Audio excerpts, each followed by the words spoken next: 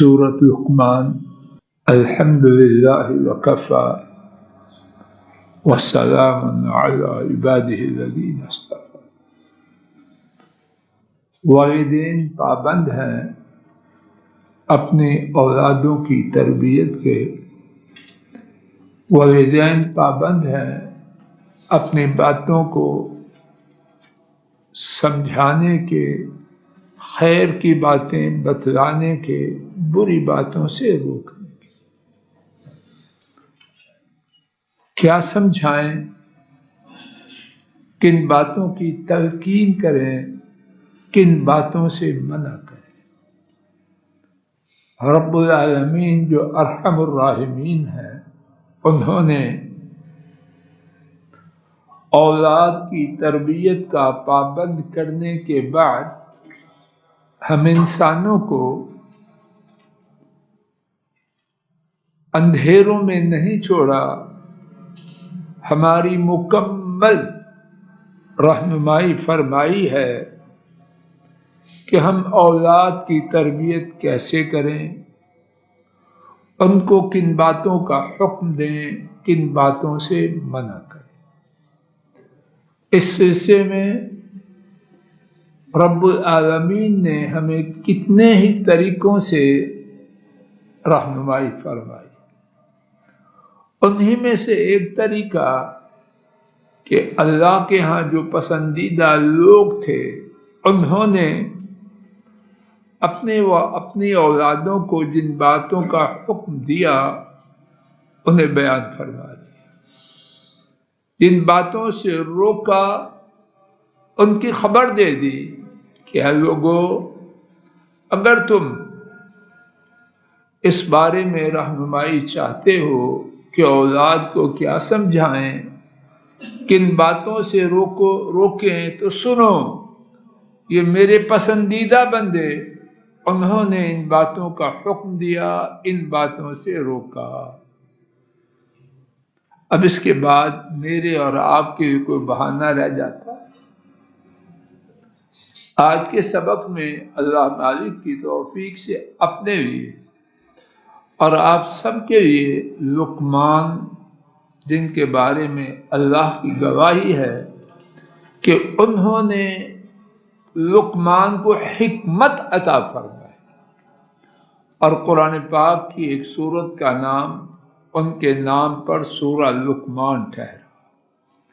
تو اللہ پاک نے ان کی اپنے بیٹے کے لیے 10 نصیحت کی باتوں کو سورہ لقمان میں جمع فرما دیا کہ قیامت تک آنے والے لوگ ان سے رہنمائی لیں اور اپنی اولادوں کو حکم دیتے ہوئے، روکتے ہوئے ان کی حکم دی ہوئی باتوں کا حکم دیں، اور انہوں نے جن باتوں سے روکا ان سے روکے۔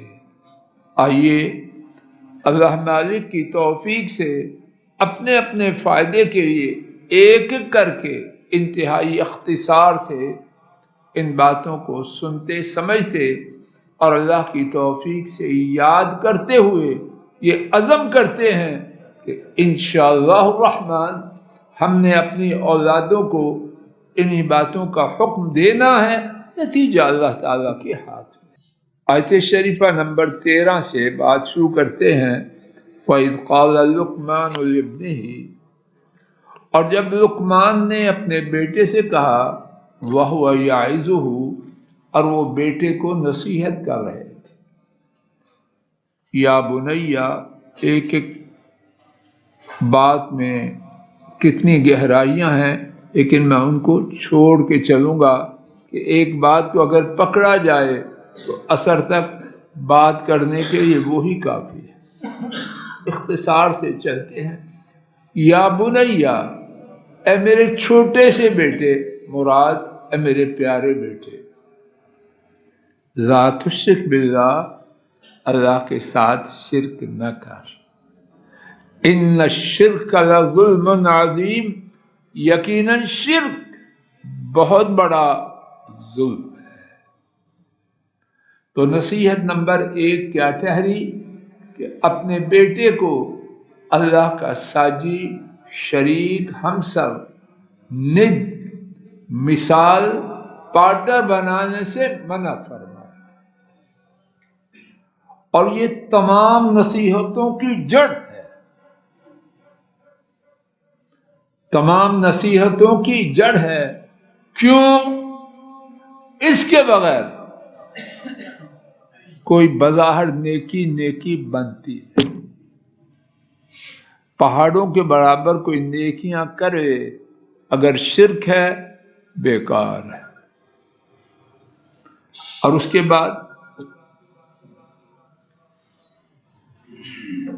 آیت شریفہ نمبر 16 ہے، درمیان میں جو باتیں ہیں وہ اللہ تعالیٰ نے اپنی طرف سے سمجھائی۔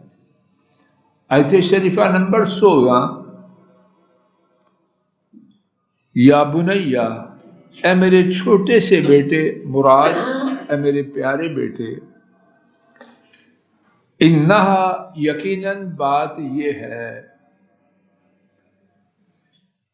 تاجی قرآن شریف، انہا، یقیناً بات یہ ہے، ان تک مثقال حبۃ من خردل، اگر رائی کے برابر، اگر رائی کے برابر کوئی چیز ہو، فتکن فی صخرۃ، تو وہ کسی چٹان کے اندر ہو، او فی السماوات، یا آسمانوں میں ہو، او فی الارض، یا زمین میں ہو، یأتی بہ اللہ، اللہ اس کو لے آئے گے۔ ان اللہ لطیف خبیر، یقیناً اللہ تعالی نہایت باریک بین اور خوب آگاہ ہے۔ توجہ فرمائیے، اگر یہ بات میری اولاد کے دلوں میں آ جائے، برائی کے قریب جا سکتے ہیں۔ خوب توجہ کریں کہ اللہ پاک کے ہر چیز کو جاننے کا علم جب اولاد کے دلوں میں آ جائے، دائیں بائیں ہوں گے، والدین ہیں کہ نہیں،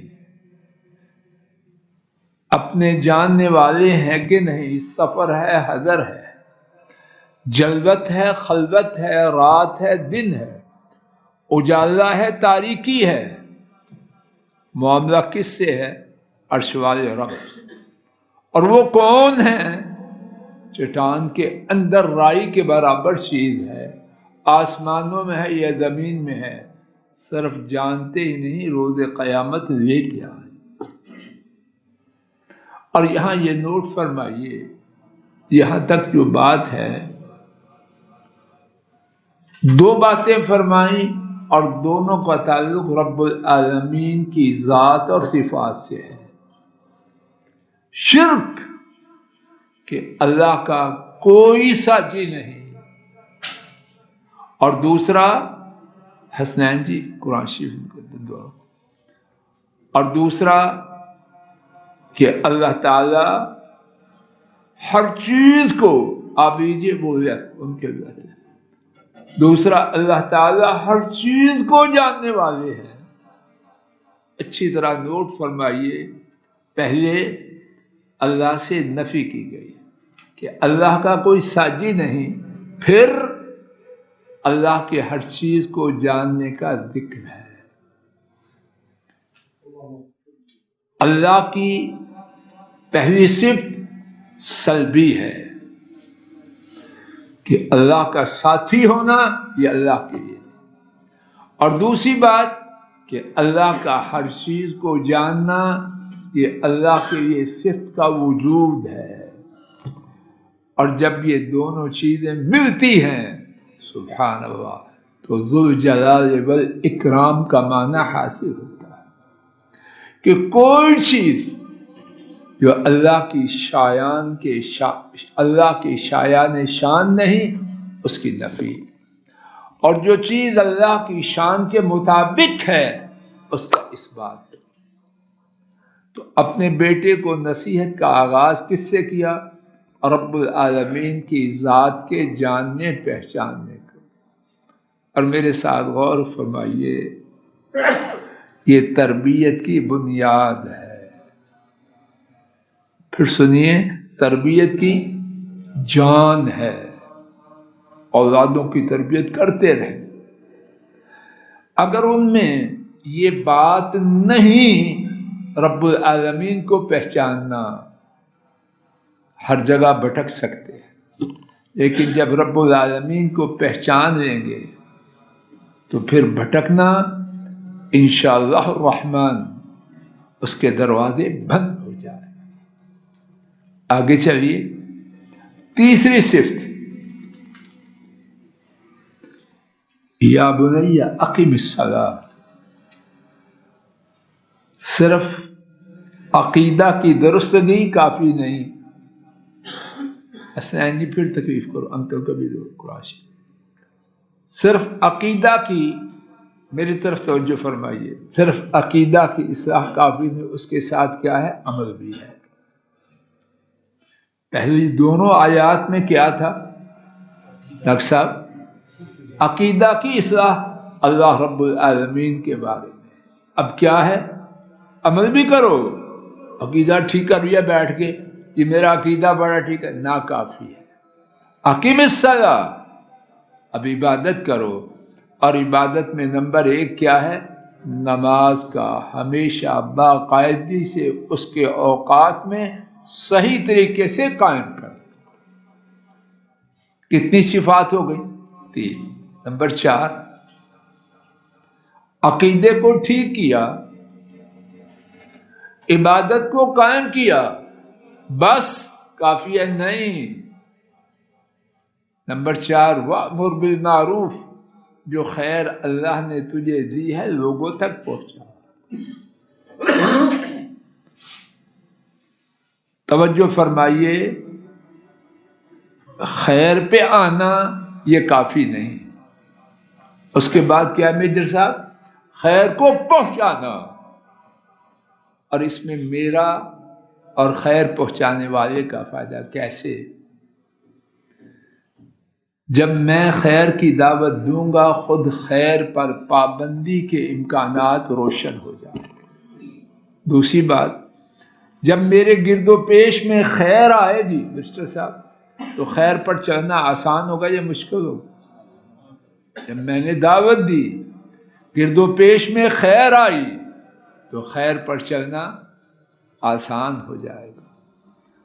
اور یہاں بھی نہیں رکنا، وَانْهَ عَنِ الْمُنْکَرِ، صرف خیر کافی نہیں، بدی سے روک۔ خیر بڑی زیادہ ہے، ساتھ بدی ہے، بدی کھا جائے۔ بالٹی دودھ کی ایک چھٹانک، ایک اونس گندگی کا بالٹی کا ستیہ ناش کرے گا کہ نہیں؟ صرف خیر کا عام کرنا کافی نہیں، اس کے ساتھ کیا ہے؟ بدی کا مٹانا، وَانْهَ عَنِ الْمُنْکَرِ، اور بدی سے روک۔ نمبر 6، اب جب خیر کا حکم دو گے، بدی سے روکو گے، تو لوگ چھوڑیں گے تو نہیں، لوگ تو گلے پڑیں گے۔ تو کیا کرنا ہے؟ وَاصْبِرْ عَلَىٰ مَا أَصَابَكَ، پھر جو مصیبت آئے اس پر صبر کر۔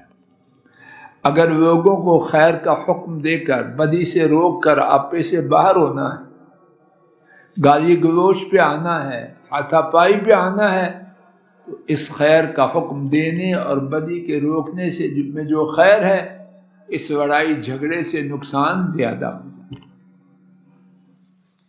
تو چھٹی بات کیا ہے؟ وَاصْبِرْ عَلَىٰ مَا أَصَابَكَ، خیر کا حکم دیتے ہوئے، بدی سے روکتے ہوئے، جو مصیبت آئے اس پہ صبر کر۔ إِنَّ ذَلِكَ مِنْ عَزْمِ الْأُمُورِ، بیٹا یہ باتیں جو سمجھا رہا ہوں یہ ہمت کے کام ہیں۔ اب 7ویں بات دیکھیے، وَلَا تُسَعِّرْ خدک للناس، اللہ اکبر، عقیدہ ٹھیک کر لیا، میرے بھائی توجہ کریں، عقیدہ ٹھیک کر لیا، عبادت ٹھیک کر لی، امر بالمعروف نہی عن المنکر ٹھیک کر لیا، بدخلق، ماں سے بات کرے، باپ سے کرے، بیوی سے کرے، کھانے کو پڑے، ساتھی سے کرے، بدتمیز، یہ دین ہے؟ یہ اللہ کے ہاں پسندیدہ ہے؟ بالکل نہیں۔ سبحان اللہ، لقمان حکیم بنے تو ویسے نہیں بن۔ دیکھیے، پہلے اعتقاد، پھر عبادت، اور عبادت کے ساتھ دوسروں کو خیر کا حکم دینا۔ اب تیسری بات کیا ہے؟ کہا جی اخلاق کا خیال رکھنا۔ وَلَا تُصَعِّرْ خَدَّكَ لِلنَّاسِ، لوگوں کے لیے اپنے رخسار کو پھلانا۔ ایسے ہیں بدبخت کے نہیں، بات کرتے ہیں جیسے پھونک چڑھی ہوئی ہے، ایسے نہ کر۔ اگر اللہ نے کچھ احسان کیا تو کیا ہوا؟ جو اللہ پھونک چڑھا سکتے ہیں وہ نکال نہیں سکتے، جو غبارے میں ہوا بھر سکتا ہے وہ نکال نہیں سکتا۔ ہوا بھرنا مشکل ہے یا پنکچر کرنا مشکل ہے؟ اللہ پنکچر نہیں کر سکتا۔ وَلَا تُصَعِّرْ خَدَّكَ لِلنَّاسِ، لوگوں کے لیے اپنے رخساروں کو پھلانے۔ نمبر 8، وَلَا تَمْشِ فِي الْأَرْضِ مَرَحًا، زمین میں اکڑ کر کے اترا کے نہ چل۔ ان اللہ لا يحب كل مختال فخور، ہر وہ شخص جو اپنے آپ کو اندر سے بڑا سمجھتا ہے یا لوگوں پر فخر کرتا ہے، اللہ کو وہ پسند ہے۔ چلو چھٹی کر۔ نویں بات، وقصد فی مشیک، اپنی چال میں میانہ روی اختیار کر۔ دولت کے انبار ہیں، اب معاشرے کی یہ مصیبت نہ بن جا۔ فضول خرچی اتنی ہو رہی ہے کہ دیکھنے والوں کا بھی ستیہ ناش ہو جائے۔ شادی ہو رہی ہے، گھروں میں جنازے کی کیفیت ہے کہ ہم کیا کریں۔ وقصد فی مشیک، خوشی میں، غمی میں، بیماری میں، صحت میں، ہر حالت میں درمیانی چال۔ وَاغْضُضْ مِنْ صَوْتِكَ، نمبر 10، اور یہ آخری نصیحت ہے حضرت لقمان کی، اپنی آواز کو پست رکھ۔ کیا متکبر لوگوں کا یہ شیوا نہیں؟ جب بات کرتے ہیں قصداً زور لگا کے، تاکہ پتہ چل جائے کہ شیخ صاحب، خان صاحب، رانا صاحب، فلاں سب آئے ہوئے۔ وَاغْضُضْ مِنْ صَوْتِكَ، اپنی آواز کو پست رکھ۔ اونچی آواز تو خوبی کی بات ہے، اِنَّا أَنْكَرَ الْأَصْوَاتِ لَصَوْتُ الْحَمِيرِ، گدھے کی آواز پست ہے یا اونچی ہے؟ تو اللہ کو سب سے زیادہ ناپسند ہے۔ بات ختم ہو رہی ہے۔ 10 باتوں کی اپنے بیٹے کو تاکید کی۔ 2 کا تعلق عقیدے سے، 4 کا تعلق عمل سے، اور 4 کا تعلق اخلاق سے۔ عقیدے کے متعلق اللہ کا شریک نہیں بنانا۔ نمبر 2، اللہ کے علم، ان کی آگاہی کا یقین رکھنا۔ عبادات کی بات، عمل کی بات، نماز کو قائم کرنا، نیکی کا حکم دینا، برائی سے روکنا، اور اگر نیکی کا حکم دیتے ہوئے بدی سے روکتے ہوئے مصیبت آئے اس پر صبر کرنا۔ اخلاق کی بات، اپنی رخساروں کو پھلانا نہیں، زمین میں اکڑ کے چلنا نہیں، اپنی چال میں میانہ روی اختیار کرنی ہے، اور اپنی آواز کو بے جا تکلف سے، غرور سے اونچا نہیں کرنا۔ اللہ تعالیٰ اپنے فضل و کرم سے یہ 10 باتیں ہم سب کو نصیب فرمائے اور اپنی اولادوں کی ان 10 باتوں کی روشنی میں تربیت کرنے کی توفیق عطا فرمائے۔ اے اللہ ہماری مجلس کو مبارک بنا، اے اللہ ہماری مجلس کو مبارک بنا، کہنے سننے کی غلطی کو معاف فرما۔ بیٹھتے لے لیں گے آپ سے، تشریف رکھیے۔ اے اللہ ہمارے کہنے سننے کی غلطی کو معاف فرما۔ اے اللہ ہماری بیماریوں، پریشانیوں، غموں دکھوں کو اپنی رحمت سے دور فرما۔ اے اللہ ہمارے گھروں میں جو بیمار ہیں شفا عطا فرما۔